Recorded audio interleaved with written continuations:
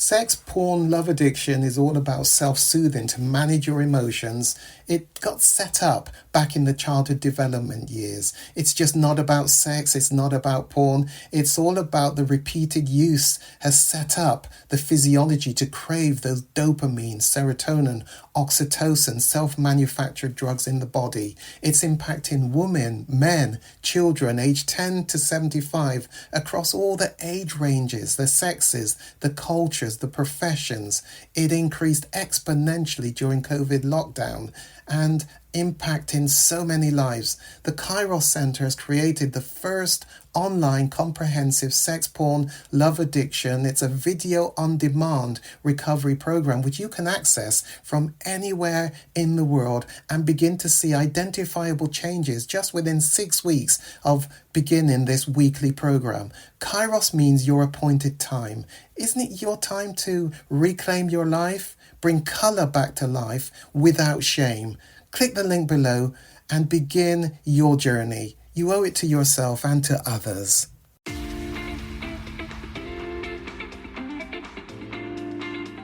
When I provided a definition of sex addiction, one of the things that I said that I would do, or at least I do to most clients, is that we will look at that part of the definition which says, and it has harmful consequences.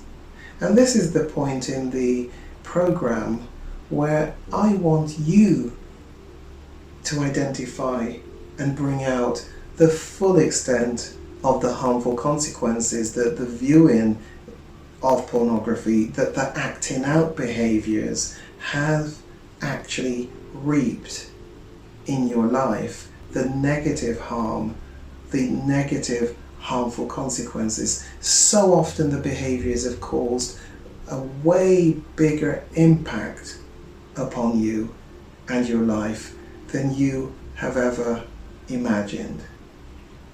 So the document which I will be giving to you as a part of the program is entitled Harmful Consequences.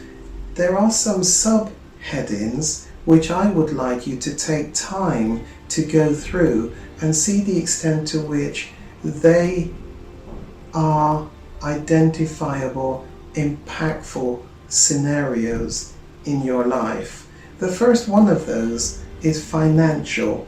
What is the financial costs that you have incurred from the time you started the acting out behaviors?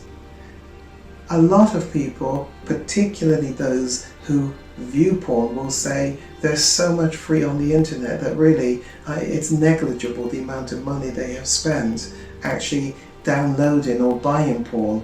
There are some of my clients who have spent many thousands of pounds on the downloads and perhaps in the older days, the buying the magazines and storing them, keeping a stash. But in the modern day, there's so much that is free.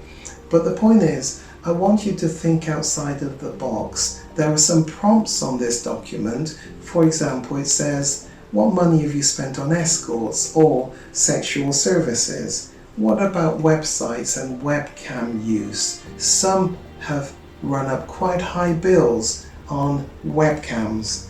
What about taking people to dinner, gifts of money, expensive presents, subscription costs for telephone and websites, the cost of alcohol, entertaining in pursuit of the sexual conquest and adventure? What about lost promotion at work? We're going to come back to that later on when we look at personal development. Not fulfilling work potential. All of these things contribute back into the financial costs. Think outside of the box. Think indirectly. Have you, for example, subscribed to a higher download of data? So when purchasing your Wi-Fi package in the past, is it possible that you have gone for a higher subscription package when a basic package might have sufficed, on the basis that you knew you didn't want to run out of data, because in the back of your mind, maybe even the forefront of your mind, you knew you wanted enough data to ensure there were no problems with download? Is it possible that you justified purchasing a particular gadget, a new computer, a new tablet, because you knew the family perhaps, or a partner, uses your other gadget from time to time? You didn't want to get caught out with them seeing something of your acting out behaviours, and so you could justify to yourself and to them purchasing another item, another gadget.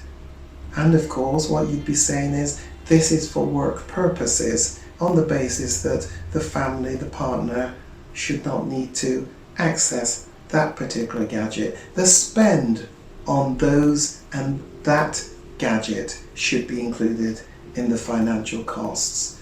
What about the next subheading is health related things that come out of the behaviours, which of course are harmful.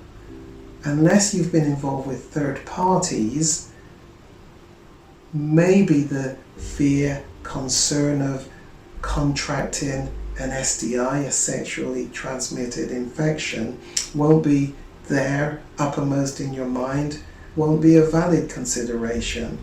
For some, it will be.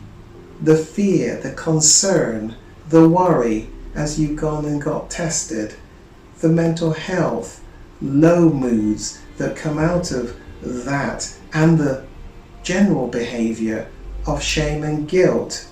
Your mental health may actually be affected over time, apart from any physical health issues that might flow. Personal development, loss of important promotion, not fulfilling your potential, huge amount of wasted time, staying up late, therefore not able to perform well at work, therefore not the best appraisals. Not getting the best appraisals may have a contribution into no good salary increase. Promotion. With the promotion, with the salary increase, goes an extra income, which of course you need to move those annual loss figures into the financial one above, in terms of the financial loss.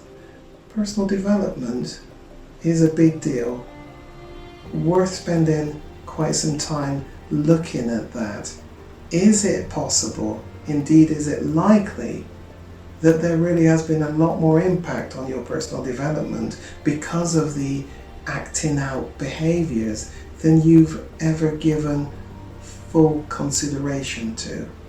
Relationships, impaired parenting, not fully available to the family, to a partner, to the extended family, because of the vast amount of time used in the acting out behaviours. Compromising relationships because you are perhaps somewhere else.